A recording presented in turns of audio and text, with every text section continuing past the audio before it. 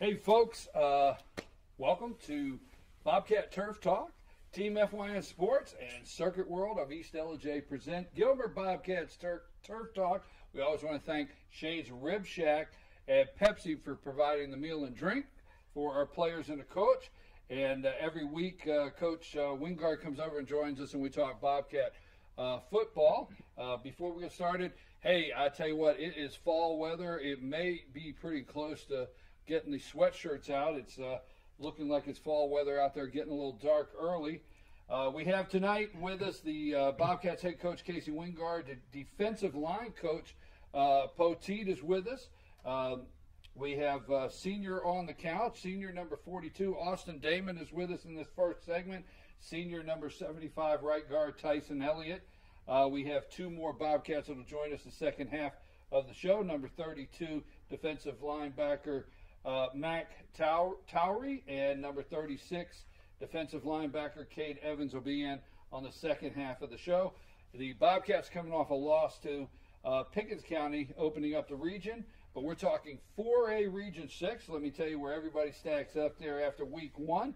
Pickens is 1-0, Lafayette's 1-0, Ridgeland 1-0, Southeast Whitfield 0-1, and we're going to talk a little bit about them because although the Bobcats have a bye week, that's their next opponent, so that's really what we're going to get into on today's show is matching up with Southeast Whitfield here in 2 weeks. Heritage is 0-1, Gilmer 0-1, Northwest Whitfield did not play, so this will be the first week. Let me give you the scores of those games. Lafayette 28 over Southeast Whitfield County 28-21.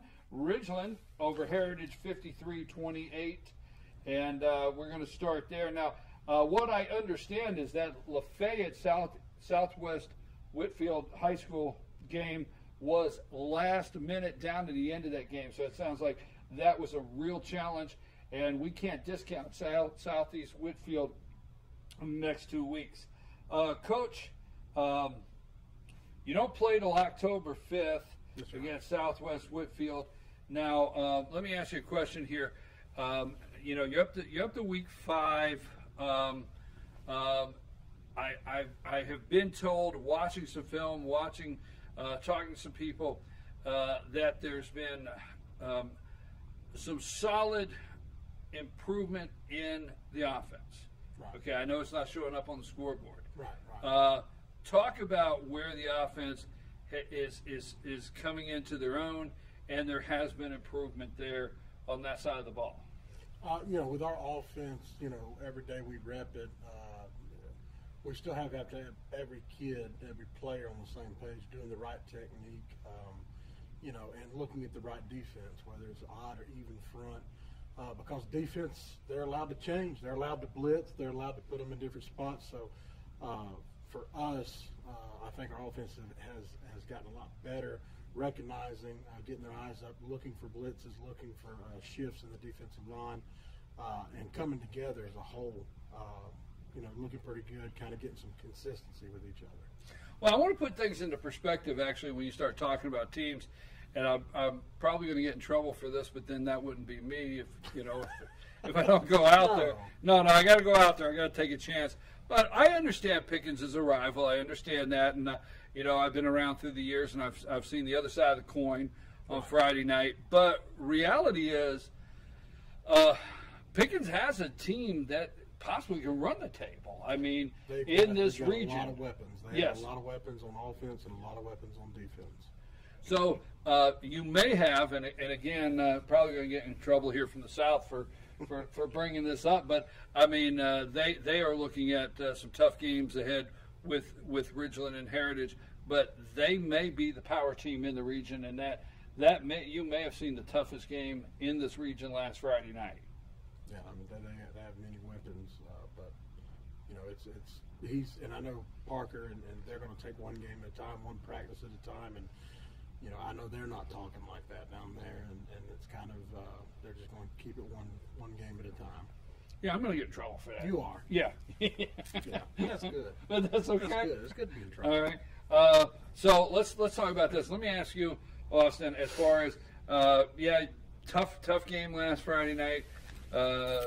The scoreboard they blew up the scoreboard, but as far as the offense, what are some of the positives that you see, and some of the things that you think that you guys will be able to work on in the next 2 weeks preparing for Southeast Whitfield? Well, looking back onto the Pickens film, we saw a lot of places where we could have been better, and if we would have just attacked things just slightly differently, then it would have been a whole different ball game right out of the gate. Instead of being 7-0, it could have easily been 7-7. So are you saying there was a lot of things that the team that you guys recognize? Because, for those out there watching, just recognizing, acknowledging, and seeing the things that you could adjust on, that's first thing you got to do. Right. So you guys seen a lot of things that you can make adjustments on where that's concerned? Yes, sir. There was just small, minor things that just took us out of the situation that we could have been in. But we see where we are, and we know what we can be now. Let me ask you a question here, Mr. Elliott, right guard, front line. We've talked to you several times on the show. Bring us up on the front line, how you guys are doing as a unit right now, and some of the things that are developing on that front line that you're noticing is coming together. I've always thought the line was probably one of the closest groups on the team anyways, but just looking at film from last Friday, it was just the angle of our steps. That's all we had to work on, and of course pad level and stuff like that, but I feel like the line is just, we're right there is how I would put it. I feel like we've got a lot better over the years. Coach Poteet, let me ask you, what are some of the things on the defensive line, on the defensive side of the ball, that you can do to get that unit to step up and come together, adjust to the speed, and make some things happen? Because the defensive side of the ball is I don't know where there's still a lot of adjustment needed. I don't know how to articulate that question. But what do you guys see on the defensive side that you got to try to make happen? Well, I mean, we've changed the culture here, I think, with these kids are buying into what we're selling. But it's just the fundamentals of it, hand placement on the defensive line, first step, short steps. It's just all the basic fundamentals. Me and Coach Wingard work it every day with them. And, it's just those basic fundamentals, understanding do your job mentality. And the linebackers, let them make plays. We're going to make some plays here and there, but your main job is to take care of your gap responsibility. Let those linebackers make those plays, and they're starting to adjust to that. And we're trying to move some people up front, and we're getting some kids back this week or next week. So hopefully we'll be a lot more sound. When you're trying to build a program, and the reality is that's where we're at here with Bobcat football, trying to put a foundation together. This is the bottom line, trying to start right here and put a foundation together this year. When you're trying to do that, knowing, and I say these things because I don't want to stumble around, because I'm not negative about any of the players. You got a lot of seniors, but still yet you got a lot of young guys that are coming through the ranks that have to step up. So you don't have the ability on the defensive side to simulate the speed that you're facing on Friday nights. You don't have the offensive weapons yet at this time with this program to simulate that. As I don't know how the question sounds, how do you go about trying to simulate that speed, trying to set these guys up in a defensive position to where, hey, when it's go time and it's lights out, getting adjusted on the field game night? Some of the things that me and Coach Adair work on, is working that scout team. We'll try to put those kids in maybe the worst predicament for our defensive scheme possible. So that way we can say, okay, this is our worst scenario. If we can, find the solution to this scenario based on our worst situation, we should come out to the positive. Coach, on Friday nights, obviously, when you're playing a team, the defense has to adjust quickly. Right. And if they go too deep in that first quarter and don't make those adjustments, that's where you start to struggle. How are you talking to these guys that are on the defensive side of the ball, getting at this point of the year, what they're going to see in 2 weeks on how fast they have to adjust and what they have to watch for? What it goes back to with our defense, things that we need to work on to become better with the game speed, is everybody rallying to the ball. and that starts at practice, going through scout team and stuff, trying to get 11 halves of the ball, make that a emphasis at practice, and tell the kids that anything can happen if all of you gather around the ball, whether it pops out or fumbles or something like that. And I think that's where we start. Speed-wise, trying to get iron on iron, kind of the best on the offensive scout to run the plays to us, and make it challenging. Make the offensive scout move the ball, make them gain yardage on us, and let them know, hey, they gained 4 yards on this play, you know, and kind of challenge the defense that way. So I think that's been working for us right now, and plus tackling. Again, tackling is one of our big issues, and we've been repping it and working it in every kind of indie drill we've had, and I feel like it has gotten better. But you got to be in the right position to make the tackle.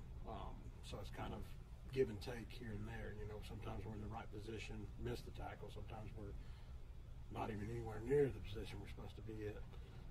You know, just reps is going to get us where we need to be.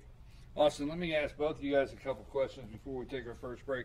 On the film for Southeast Whitfield, what have you just said that in the film that you watched against Pickens, you guys picked up a couple places, many places where if it was just one step here or there or one little adjustment, you could be in the game or playing much more aggressive against this team. So what are some of those things that you have watched in your film on Southeast Whitfield? I don't know if West Whitfield, if you guys have watched any of the film yet, but what is some of the stuff that you know with them that you can apply in 2 weeks that are adjustments that you need to make with them? What's some of the things in their film? Well, for one thing, just as a receiver goes, the corners play man up. So as a wide receiver, that excites us because we can use all our different pass routes for that, because our receivers are well-rounded enough to where we can really pick that apart and then make them back up, which opens up different plays and different opportunities for us to succeed with. And as far as everything else goes, like once they saw what they were doing wrong, it was just like an oh yeah moment. Like, I should have done this, and they got it. So it's going to be a different game in 2 weeks. What about you on the offensive line? What did you see on this film and going up against their defense in 2 weeks that you acknowledge that you got coming after you on that line in a couple weeks? My initial thought when watching their film, we haven't watched too much of it, but I did notice their defensive line looks like they're more quick than they are strength. So that means we're going to have very crisp angles and right steps, like I was saying about our film from Friday. So it's just fixing stuff like that. We should be okay. After Friday night's game, critique yourself. What did you say when you went to practice you needed to work on, you need to get better at? What were those things for you, Austin? Just always running sharper, more crisp routes and getting your hands inside of the shoulder pads and blocking till the whistle blows. What was that for you? Critique yourself a little bit after Friday night. What was that for you when you came back to practice? It's pretty much what I've just been saying. The correct footsteps. When you're supposed to take a flat step, don't take a step downfield. Stay lower. You know what? I always tell the guys, if you come in and coach has to tell you that, it's a little different. If you come in knowing that when you get there, that's actually a positive, knowing what you got to start working on when you get back to practice. I'm your host, BKP. We're at Circuit World here in East LJ. Want to thank Shane's Rib Shack and Pepsi for the meal tonight. We're going to take a brief, you're watching Gilmer Bobcats Turf Talk, and we're going to take a brief break, and then we're going to have 2 more Bobcats on the couch here with us after this message.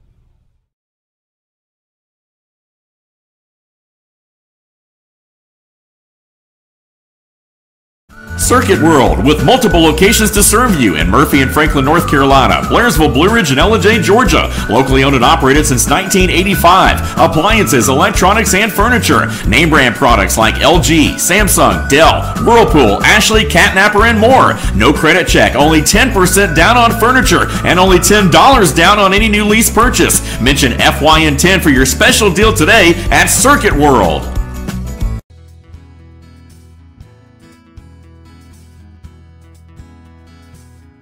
Hello, my name is Chad Watkins. I'm the manager at Larry's Body Shop. We are a family-owned and operated business and have been serving the North Georgia area since 1978. We are located at 1216 Progress Road in LJ, Georgia.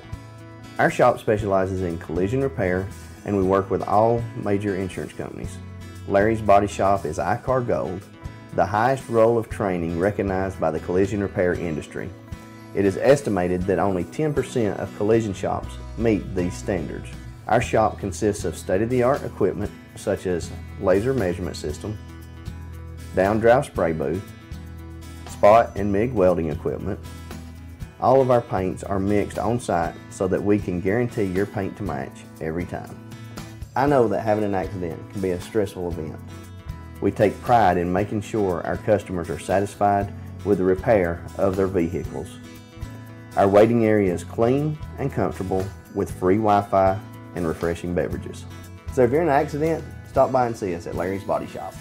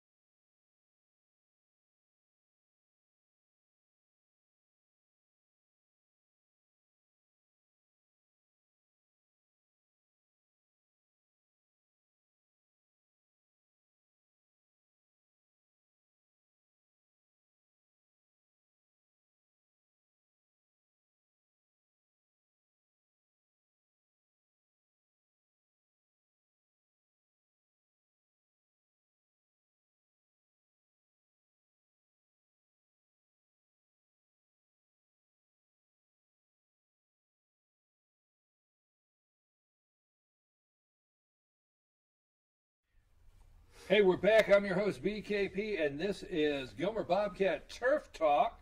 I want to thank Shane's Rib Shack and Pepsi for supporting the Bobcats here with a meal, and Circuit World of East LJ for giving us this great location to film this every week here. So Circuit World of East LJ. We're here with Bobcats head coach Casey Wingard and defensive line coach Poteet is with us. Now joining us on the couch, number 32 defensive linebacker Mac Towery, number 36. Both of these guys are seniors. Defensive linebacker Cade Evans, and we're talking Bobcats. We're talking 4A Region 6 football. Coach, before I get these guys in, you're off this week, okay? You're off this week. You've got plenty. You'll have plenty of region film, because the interesting thing is the team you just played, Pickens, is playing Friday. Southeast Whitfield Friday night. That film you'll have. Mm-hmm. You have the film from the Lafayette game. That film you will have, and we all know that Pickens will stretch that team out to a point that you'll have some good stuff to look at. What is, tell the folks, what do you see with that team you're going to be facing, not this Friday next, Southeast? You know, with South, of course, we look at personnel when we watch film. You know, what are they trying to do offensively? What is their bread and butter? What are they trying to do? Are they trying to, you know, pound it, run buck, or some kind of stuff, you know, or Are they trying to spread you out and outflank you, a bunch of motion and all that kind of stuff? So when we sit down as a coaching staff, we've got actually all spring game, we've got every film. So we take each day we watch a whole film, mark it up, look at every kind of formation that they run, and get a kind of summary, a report of what they're trying to do, kind of a essence about them offensively and defensively. What they like to run odd, even front. Do they blitz in the middle, or do they try to come off the edge? So as a coaching staff, we're watching those things, and we show the kids film Tuesday of Southeast, and they got to see a little bit of film of that, kind of what we're going to do, and having film for us, that's going to have some kind of similar offense that we run. So, all right, so if we put tight end, how are they going to line up to us? What do we think they're going to do to us? Is really helpful. So that's usually the type of films we focus on to watch, just kind of what they've done before. What about you, Coach Poteet, on the offensive side of the ball, on the film and what you've seen on this team? What do you see coming after you from their offense next Friday? Well, they're not as big up front as what we have been playing. Very quick. They're quick off the ball. The quarterback is really, really talented. Can run the ball, can throw it. They've got a wide receiver / tight end, number 80, plays really well. Running back is really balanced, and they're all basically juniors and seniors. So I mean, they're upperclassmen kids. We're going to have to play top-notch football. Cade, Cade and Mac, I want you to both answer this question in your own words.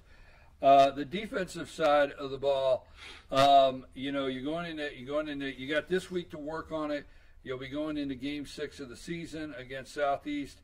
What do you guys, and both of you speak to this, what do you guys feel as a unit and the linebacker core, what you guys have to do to come together and make it happen? I mean, tie up the loose ends, keep teams out of the end zone, play 4 quarters. What in your guys' words do you have to start doing to make that happen? We just got to do our job more. We got to, squeeze down the line, make our reads, do the right steps, use hands and everything. What about you? Going off what Max said, it all starts up front. We gotta, keep the line off the linebackers, and always make tackles. Get through the line, make tackles. Wrap up. Don't let anybody get through. Got a lot of stuff to work on this week. We got a bye week this week. Gonna watch a lot of film. Watch, practice reps all week. For 2 weeks, we were watching this offense. We're gonna be ready, I think. What do you have to do? Because I was talking in the first segment with your offense, and like I said, not being redundant, but not to be negative. You don't have, when you're rebuilding a program like this, you don't have quite the speed on the offense that you're going to match up with on Friday night. So you're not 100% able to simulate your opponent on the practice field, but once you get into live gameplay, what do you guys have to do to adjust and get into the groove of the game earlier and not let these teams, it take this long to adjust to their speed and some of their pass routes and some of their cuts and their pitch outs to their running back. So what do you guys think as a defensive unit that you got to do to start adjusting to the speed faster on Friday nights? I think we just got to practice the same way we're going to play. We're going to have to go full speed in practice. We're not going to let up on the scout team D or O.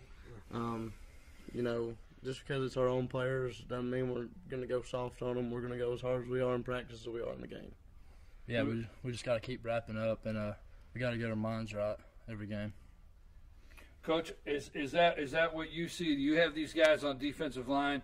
Your defensive coaches got these guys running full speed, trying to simulate what's happening on Friday nights. Yes, sir. We've been lining up to what we think we're going to see, making sure everybody's lined up and adjusted right.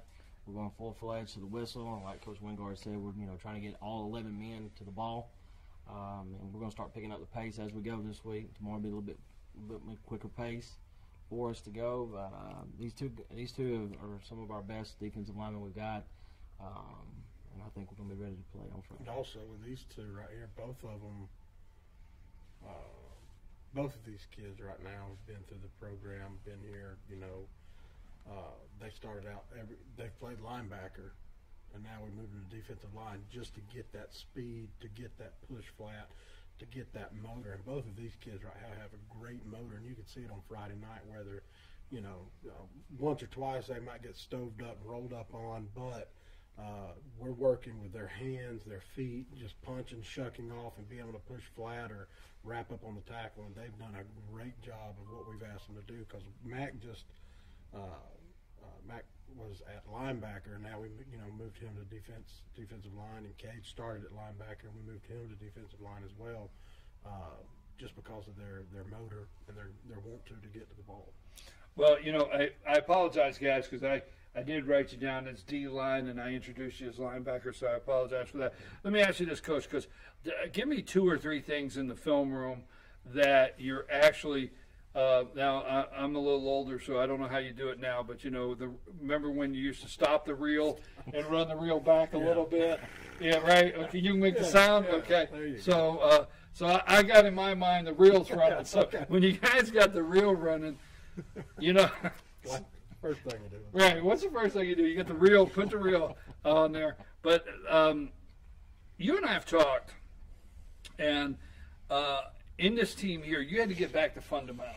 Yes. You had to get back to fundamentals. You had to practice fundamentals, and that's the only way that this program's going to build back up and get where it needs to be is started out with the fundamentals. So give me a couple of the fundamental things when you're in the film room with the defense that you're actually stopping the film, backing it up and saying, see, you guys are collapsing here, or you guys are, what are some of those things that you're seeing in the film room? So when we're in the film room looking at that, as simple as if you're a defensive end in the 5 technique and you get a down block, he's going to step, and you're the outside wing, he's going to step with that inside foot to block down. He's not blocking you, okay?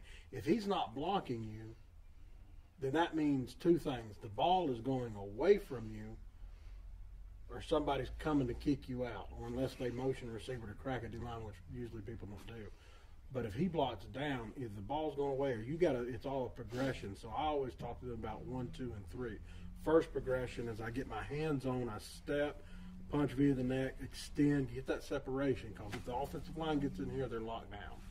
So once I have that separation, my eyes don't go in the backfield with all the motion and everything like that, because that's where D linemen get in trouble. That first step will take you to the play. So when he squeezes down, my eyes go straight down line. If there's a puller, if I see another brother and a big man pulling, I'm taking him out and wrong arming him, okay? If it's not, then my eyes go back to the second progression, which is the mesh. And that's what Pickens does very well with Stryker and the running backs with the jet motions. They catch it, ride, and they're reading. The quarterback's reading the defensive end to see if he's chasing or if he's sitting still, he gives the ball. So that's what we go over them in film, kind of what is this offense looking to do. Southeast Whitfield, a great football team. Lafayette game, we've watched it in Southeast over and over again. That was a good football game. Came down to the very last fourth quarter there. And Southeast does, Coach Gray does a very good job of outnumbering you, trying to flank you with any kind of motions.